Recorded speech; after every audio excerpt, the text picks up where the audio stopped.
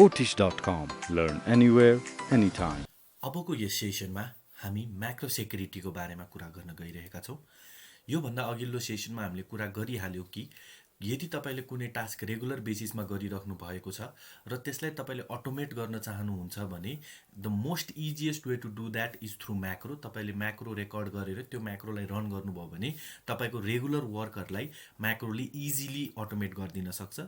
र साथसाथै तपाईले म्याक्रो इनेबल्ड वर्कबुक छ भने त्यसलाई सधैँ .xlsm मा सेभ गर्नुपर्छ भनेर पनि हामीले कुरा गर्यौं। सो यदि तपाईले आफ्नो वर्कबुकलाई xlsm एक्सटेन्सन राखेर सेभ गर्नुभयो भने तपाईहरुले xlsm इनेबल्ड वर्कबुक खोल्दाखेरि जसमा म्याक्रो रेकर्डेड हुन्छ त्यसमा तपाईले के पाउनुहुन्छ भने macro has been disabled. So by default एक्सेलले के गर्छ भने म्याक्रोलाई चाहिँ डिजेबल गर्छ।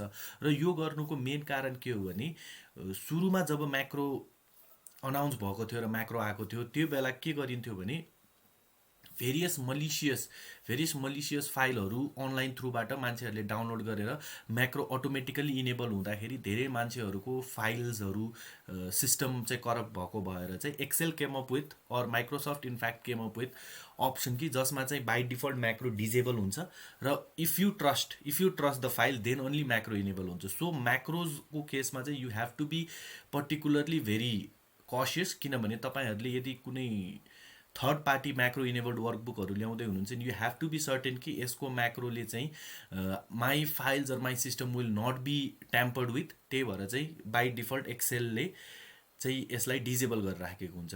सो तर यो कस्तो हुन्छ भने जब भनौं म आफ्नै मेरो वर्कबुकमा काम गरेर छु I can trust my workbook as a result of which मलाई यो केसमा चाहिँ म्याक्रो डिजेबल नगरिदिएको भए हुन्थ्यो। जस्तो यही केसमा मेरो वर्कबुक आउँदाखेरि I can not do anything until I enable the macro. So त्यही भएर चाहिँ मैले के गर्छु भने यसको लागि सिम्पली हामीले डेभलपर ट्याब जस्तो हामीले भ्यू ट्याबबाट पनि म्याक्रोको हेर्न सक्छौं। तर हेर्नुस् त यसमा म्याक्रो सेक्युरिटीको कुनै पनि अप्सन छैन। सो फर दैट रिजन हामीले यो भन्दा अघिल्लो सेसनमा डेभलपर ट्याब कसरी ल्याउने भनेर सिक्यौं। सो अब हामीले यो म्याक्रो सेक्युरिटीमा क्लिक गर्यौं भने तपाईहरुले सिम्पली देख्नुहुन्छ यसमा जुन म्याक्रो सेक्युरिटीमा बाइ डिफल्ट हेर्नुस् त disable all macros with notification छ।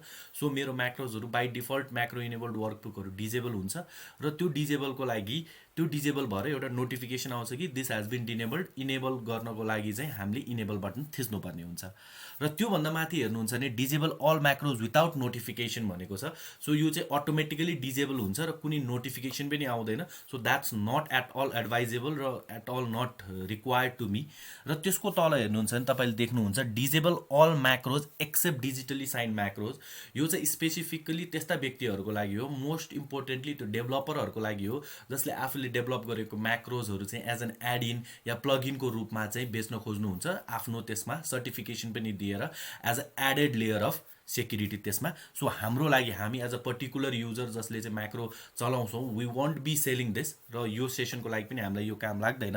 र सँगसँगै के भनेको छ भने enable all macros not recommended potentially dangerous code can run. यो त सिम्पली एक्सेल आफैले भनिदिरहेको छ कि enable all macros is not advisable at all. So enable macros at all time कहिले पनि नगर्नु होला। सो यो चारवटै अप्सन हाम्रो लागि एडभाइजेबल भएन भनेपछि अब हामीले हाम्रो वर्कबुकमा भएको म्याक्रोजलाई चाहिँ अटोमेटिक रन गराउनको लागि के गर्न सक्छौं।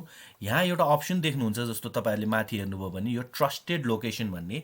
सो तपाईहरुले यो ट्रस्टेड लोकेसनमा क्लिक गर्नुभयो भने चाहिँ के गर्न मिल्छ भने सिम्पली यहाँ तपाईले एउटा लोकेसन पाथ दिन सक्नुहुन्छ जहाँ तपाईको आफ्नो एक्सेल वर्कबुकहरु हुन सक्छ जुन चाहिँ तपाईले एज अ ट्रस्टेड लोकेसनको रूपमा डिफाइन गरिसकेपछि एक्सेलले फ्रम देयर आफ्टरवर्ड्स त्यसलाई चाहिँ म्याक्रो इनेबल्ड वर्कबुकलाई फेरि तपाईलाई नोटिफिकेसन दिदैन।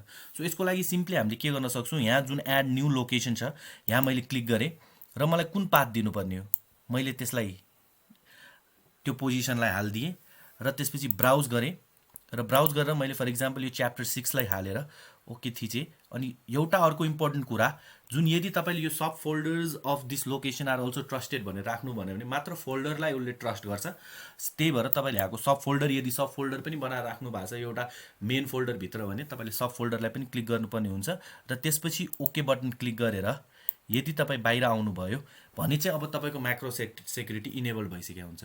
सो यसलाई हेर्न कसरी सकिन्छ सो लेट्स से मैले यसलाई बन्द गरिदिए अनि यो मेरो एक्सेल फाइल जुन छ जुन अहिले मेरो बाहिर छ यसलाई मैले कपी गरेर मेरो च्याप्टर 6 भित्र राखिदिए and then I go into the chapter 6। अब मैले म्याक्रो सेक्युरिटी जुन यो मेरो फाइल छ त्यसलाई क्लिक गर्दाखेरि हेर्नुहोस् त the macro has been enabled.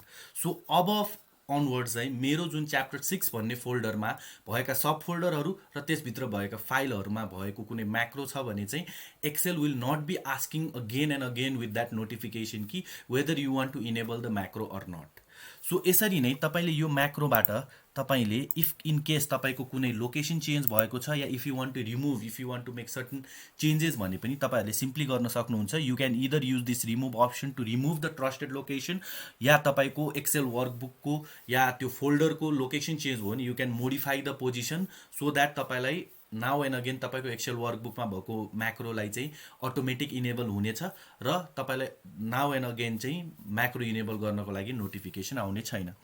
So that's how you can work with macro security, and macro security is a very important feature in Excel, and particularly while using macros and while you are using Visual Basic जुन तपाईले coding को लागि use गर्नुहुन्छ। So we have to be very careful while enabling or disabling the feature. So तपाईहरुले यो सेक्सनमा macro security को बारेमा बुझ्नुभयो होला। In the coming section we'll learn how to write our first macro, how to record our first macro, and how we can run the macro. So that's all for this session. Thank you.